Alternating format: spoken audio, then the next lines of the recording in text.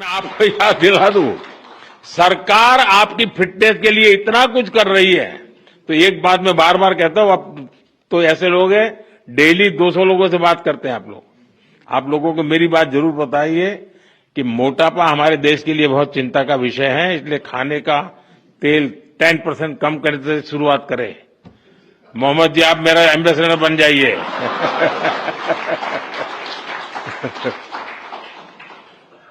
Obesity के खिलाफ लड़ाई कमजोर नहीं पड़नी चाहिए।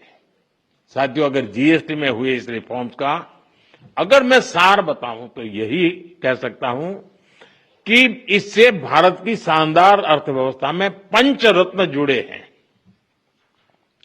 पहला, टैक्स सिस्टम कहीं अधिक सिंपल हुआ। दूसरा, भारत के नागरिकों की क्वालिटी ऑफ लाइफ और बढ़ेगी। तीसरा, कंजम्पशन और ग्रोथ दोनों को नया बूस्टर मिलेगा।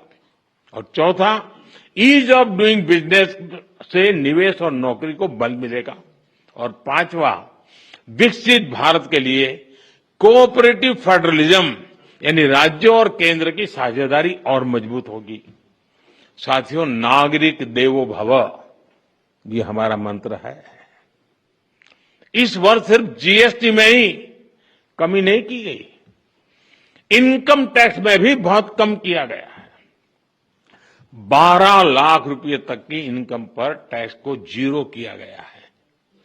आजकल तो आप आईटीआर फाइल कर रहे हैं, तब इस फैसले का सुखद एहसास और भी अधिक होता है कि नहीं, यानी इनकम में भी बचत और खर्च में भी बचत।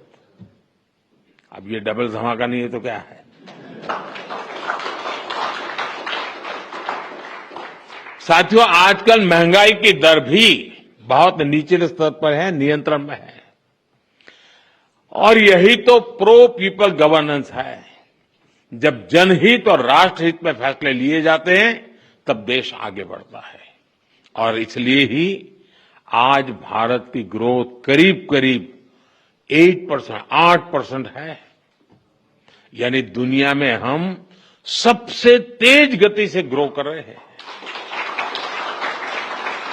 ये 140 करोड़ भारतीयों का सामर्थ्य है, 140 करोड़ भारतीयों का संकल्प है।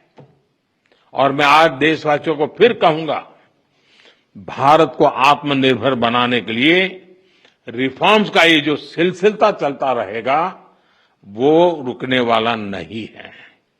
साथियों, भारत के लिए आत्मनिर्भरता ये कोई नारा नहीं है, इस दिशा में ठोस प्रयास हो रहे हैं। मेरी आप सभी से, देश के सभी शिक्षकों से भी अपेक्षा है कि आत्मनिर्भर भारत के महत्व का बीजारोपण, इस विचार की सीढ़ी निरंतर हर विद्यार्थी में करते रहें।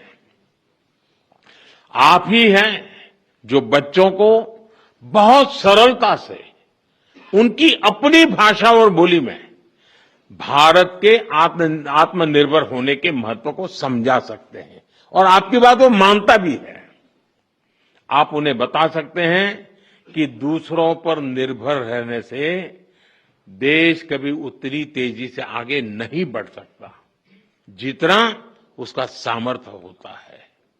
साथियों, भारत के आज के विद्यार्थियों और आने वाली पीढ़ियों में एक सवाल शुरू से ही प्रचारित और प्रसारित किए जाने की जरूरत है।